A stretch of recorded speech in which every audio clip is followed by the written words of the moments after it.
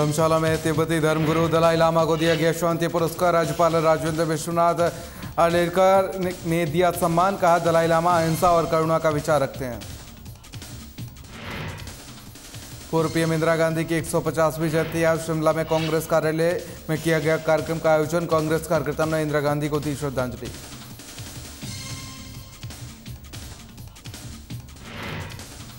धर्मशाला में मतदान के दौरान ड्यूटी में तैनात कर्मचारी संजीव लापता। 8 दिन बाद भी नहीं मिला कोई सुराग। परिजनों ने जिला प्रशासन से की उच्च स्तरीय जांच की मांग।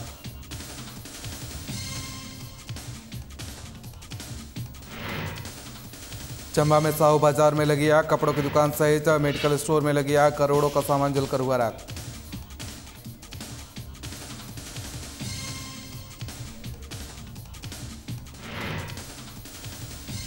और सोलन में जिला स्तरीय राष्ट्रीय फोक डांस प्रतियोगिता का आयोजन। 10 स्कूलों के बच्चे हुए शामिल। जनसंख्या नियंत्रण रखी प्रतियोगिता की थीम।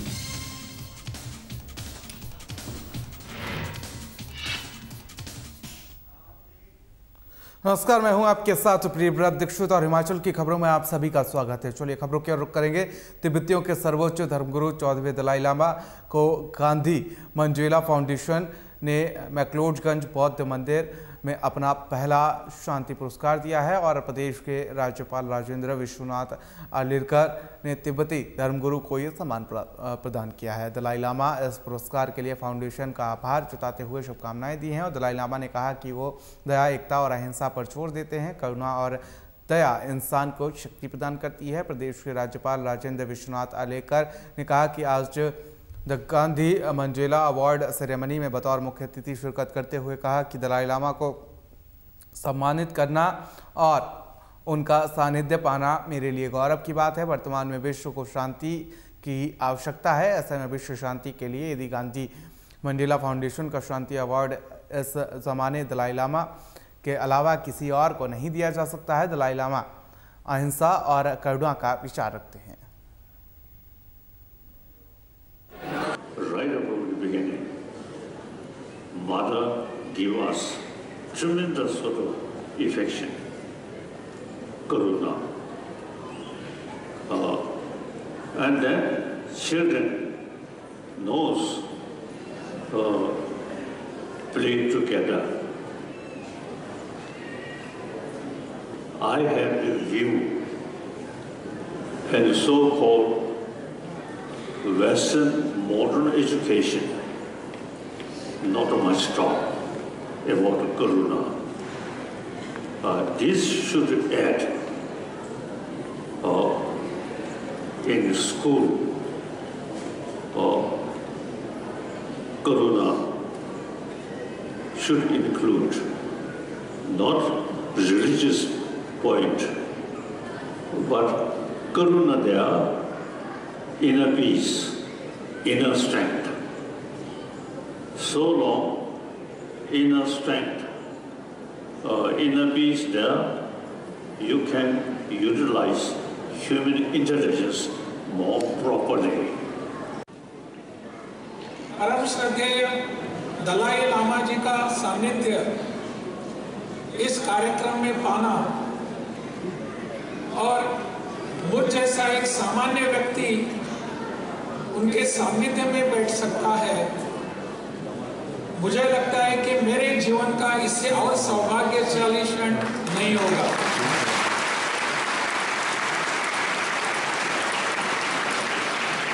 परम श्रद्धेय लामा जी का जीवन चरित्र आपको बताने की आवश्यकता नहीं है। गांधी मंडेला फाउंडेशन जिस दिशा में काम कर रहा है, पूरे विश्व के लिए आज की दिनांक में शांति की आवश्यकता है। यह शांति पुरस्कार आज इस जमाने में पूरे विश्व में हम और किसी को दे नहीं सकेंगे। चलिए खबरों में आगे बढ़ेंगे। गांधी भवन मंडी में कांग्रेस पदाधिकारियों और कार्यकर्ताओं ने इंदिरा गांधी की 105वीं जयंती मनाई है और इस अवसर पर कांग्रेस के कार्यकर्ताओं ने इंदिरा गांधी के चित्र पर पुष्प अर्पित कर उन्हें श्रद्धांजलि दी है। वहीं सदर कांग्रेस की प्रत्याशी चंपा ठाकुर ने कहा कि आजीवन संघर्ष, साहस और कुशल नेतृत्व की मिसाल भारत की लौह महिला इंदिरा गांधी की जयंती पर आज उन्हें कांग्रेस के कार्यकर्ताओं ने श्रद्धांजलि अर्पित की है और देश के प्रति उनके योगदान को याद किया है। उन्होंने कहा कि भारत की एकता और अखंडता को संजोए रखने के लिए उन्होंने अपने जीवन का बलिदान दिया और राष्ट्र को समर्पित किया। उनकी राजनीतिक दृढ़ता को हम भारतवासी हर पल याद करते हैं। उन्होंने कहा कि आज उनकी जयंती पर सभी कांग्रेस के पदाधिकारियों और कार्यकर्ताओं ने उनके बताए हुए मार्ग पर चलने की शपथ ली है।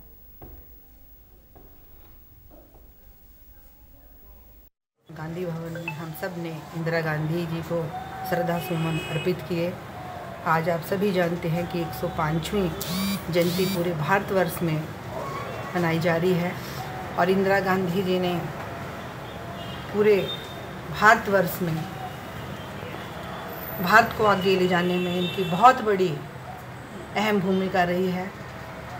चाहे आप 1971 की भारत और पाकिस्तान की जीत हो, चाहे बैंकों का राष्ट्रीयकरण हो, चाहे हिमाचल को पूर्ण राज्य देने की बात हो, इंदिरा गांधी को आयरन लेडी के नाम से जाना जाता है। चलिए खबरों में आगे बढ़ेंगे। पूर्व प्रधानमंत्री इंदिरा गांधी की आज 105वीं जयंती है। देश आज उन्हें याद कर रहा है। कांग्रेस ने इंदिरा गांधी की जयंती पर रिज मैदान पर आज उनकी प्रतिमा पर श्रद्धांजलि अर्पित की और देश के प्रति उनके योगदान को याद किया। वहीं कांग्रेस नेता देवेंद्र कुशवाहा ने कहा कि देश की पहली प्रधानमंत्री इंदिरा गांधी की जयंती पर कांग्रेस उनकी योगदान को याद कर रही है। प्रधानमंत्री के रूप में उनके योगदान को देश भूल नहीं सकता। उन्हें आयरन लेडी के रूप में जाना जाता है। हिमाचल प्रदेश को पूर्ण राज्य का दर्जा देने की घोषणा उन्होंने ऐतिहासिक रिज मैदान से की थी। हिमाचल उनके योगदान को भूल नहीं सकता। साथ ही कांग्रेस कार्यालय राजीव भवन में भी पूर्व प्रधानमंत्री इंदिरा गांधी की जयंती पर कार्यक्रम का आयोजन किया गया। कांग्रेस नेताओं और कार्यकर्ताओं ने उन्हें पुष्पांजलि अर्पित कर उन्हें बलिदान को याद किया है।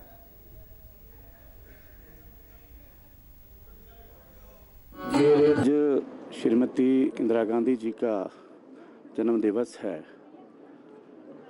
भारत की पहली महिला प्रधानमंत्री, जिनको पूरा देश के पूरा विश्व एक आयरन लेडी के नाम से जानते थे।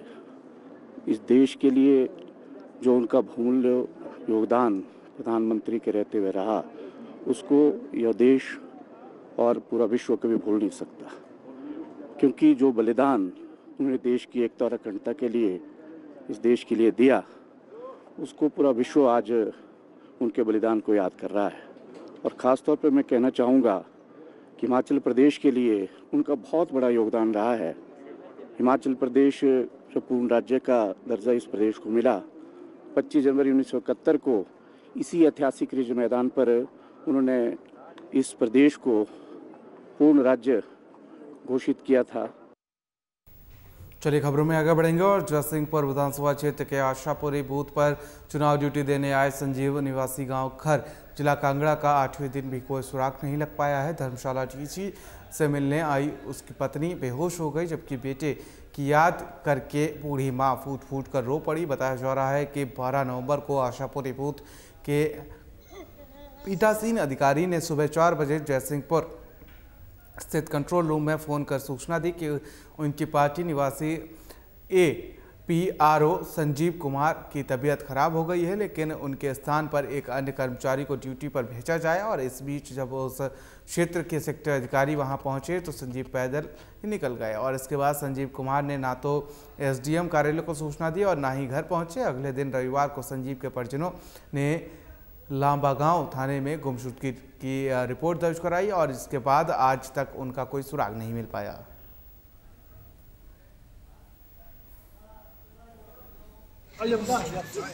हमारा लड़का संजीव कुमार 10 तारीख को ठीक ठाक मतलब ड्यूटी पे गया है ना, 11 को ठीक रहा।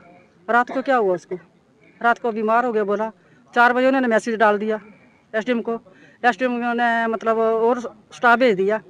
वो मतलब ये करते, मतलब उसकी देखभाल करते, उसको कमरे में बंद कर देते या उसके स्टाफ वालों को फ़ोन कर देते जी आपका आदमी मतलब जो स्टाफ का बीमार हो गया ठाणे। तो उन्होंने बोला भाई लंबा गाँव वालों की ड्यूटी है, उधर गए तो उधर मतलब FR लॉज कराओ।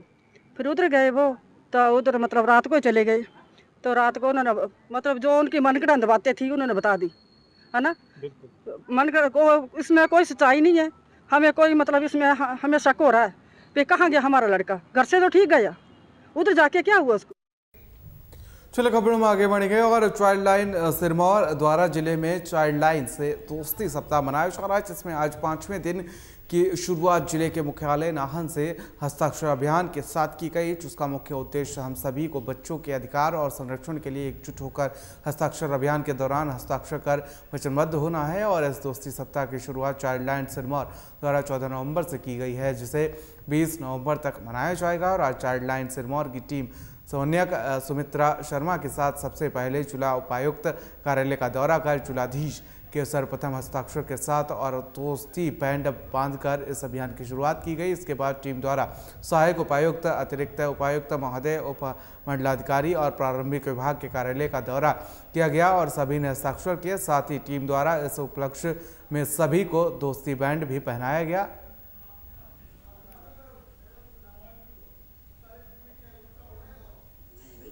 चाइल्ड लाइन सिरमौर द्वारा चाइल्ड लाइन से दोस्ती सप्ताह जो है वो 14 नवंबर से 20 नवंबर तक मनाया जा रहा है सारे जिला सिरमौर में। इसके लिए डिफरेंट कार्यक्रम जो है किए हैं और आज यहाँ पे जो है सिग्नेचर कैंपेन की शुरुआत की गई है।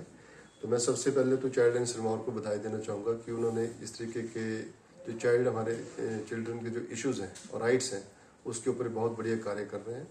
और इनके माध्यम से जो है हमारा सोसाइटी को अवेयर किया जा रहा है कि हमें बच्चों को किस तरीके से रखना चाहिए, उनके क्या इश्यूज रहते हैं, उनको कैसे डील करना चाहिए। इसके लिए मैं इनको बधाई देना चाहूँगा कि इन्होंने इतना बढ़िया कैंपेन जो चलाया है। तो हिमाचल प्रदेश के जिला चंबा में भयानक अग्निकांड हुआ। बताया जा रहा है कि चंबा के साहो बाजार में 4 दुकानें जलकर खाक हो गईं और सुबह 4 बजे से पहले ही हादसा हुआ है। और इस अग्निकांड में कपड़ों की दुकानें सहित मेडिकल स्टोर भी आग की चपेट में आ गया है और 3 दुकानों में रखा सारा सामान जलकर खाक हो गया। अन्य दुकानों के भी नुकसान की सूचना है। और नरेश महाजन पुत्र जगदीश महाजन निवासी साहो की 3 दुकानें जलकर खाक हो गई हैं। बता दें कि दुकानों के साथ सामुदायिक स्वास्थ्य केंद्र का परिसर भी महज 20 फीट की दूरी पर है। दुकानों में लगी आग की लपटों से सामुदायिक स्वास्थ्य केंद्र को भी खतरा पैदा हो गया था और यहां अस्पताल में कुछ मरीज उपचाराधीन थे और आग की अचानक उठती लपटें को देखकर वो भी सहम गए। उधर चंबा एसडीएम मौके पर पहुंचे और नुकसान का आकलन किया गया। आग लगने के कारण का अभी खुलासा नहीं हो पाया है। पुलिस आग लगने के कारण की जांच कर रही है।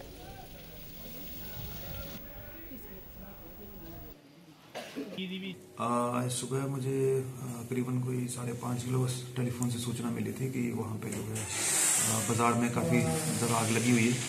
तो उसके बाद जो है वो जितनी फायर ब्रिगेड की गाड़ियाँ हैं वो मूव की गई थी और उसके साथ ही NHPC से भी गाड़ी मूव की गई थी।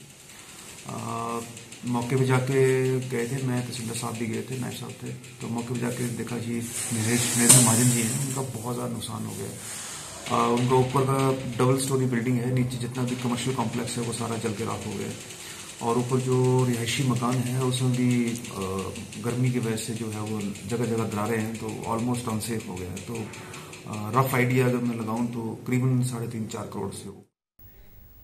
चलिए खबरों में आगे बढ़ेंगे। सोलन के राजकीय वरिष्ठ कन्या माध्यमिक विद्यालय में जिला स्तरीय राष्ट्रीय फोक डांस का रोल प्ले प्रतियोगिता का आयोजन किया गया और इसमें जिले भर के करीब 10 स्कूलों ने भाग लिया। प्रतियोगिता की अध्यक्षता उपनिदेशक शिक्षा विभाग जगदीश चंद नेगी ने की और इस प्रतियोगिता का थीम जनसंख्या नियंत्रण रखा गया था। जनसंख्या नियंत्रण सहित महिलाओं की निजी सुरक्षा सहित समाज के अनेकों ज्वलंत मुद्दों पर बच्चों ने अपने अपने रोल प्ले किए और समाज में जागरूकता लाने का प्रयास किया। बच्चों ने बढ़ती महंगाई, बेरोजगारी, भुखमरी का मुख्य कारण बढ़ती जनसंख्या को इस प्रतियोगिता में दर्शाया और सभी ने जनसंख्या नियंत्रण का आग्रह किया। वहीं शिक्षा विभाग के उपनिदेशक जगदीश चंद्र नेगी ने बताया कि जिला स्तरीय प्रतियोगिता का मुख्य उद्देश्य ऐसे आयोजन के माध्यम से बच्चों को जागरूक करना और अन्य लोगों में जागरूकता फैलाना है। उन्होंने कहा कि जनसंख्या नियंत्रण समय की मांग है।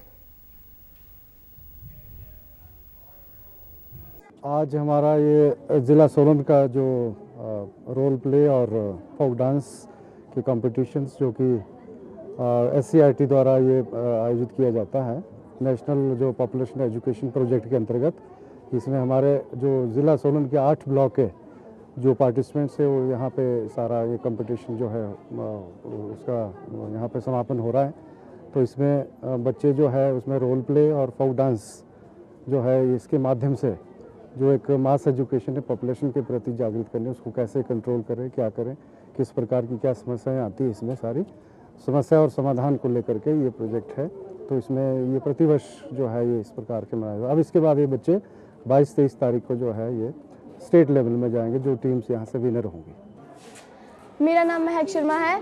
आज जिला स्तर पर एक कंपटीशन था, हमने इसमें रोल प्ले किया और बहुत से स्कूलों ने रोल प्ले और डांस किया। हमें दूसरे स्कूलों से बहुत कुछ सीखने को मिला।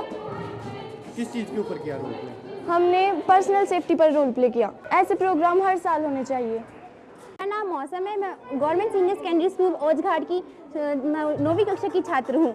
आज हमने लघु नाटिका लेकर उपस्थित हुए थे, जिसका यही उद्देश्य है कि माता पिता के साथ ज़्यादा समय व्यतीत करना चाहिए, टेक्नोलॉजी पर इतना निर्भर नहीं रहना चाहिए कि आगे जाके युवा पीढ़ी अपना भविष्य बेकार कर ले। उन्हें अपने भविष्य के बारे में भी सोचना चाहिए, क्योंकि यही युवा पीढ़ी आगे चल के हमारे देश को संभालने वाली है। फिलहाल के लिए इतना ही, मुझे दीजिए इजाजत, नमस्कार।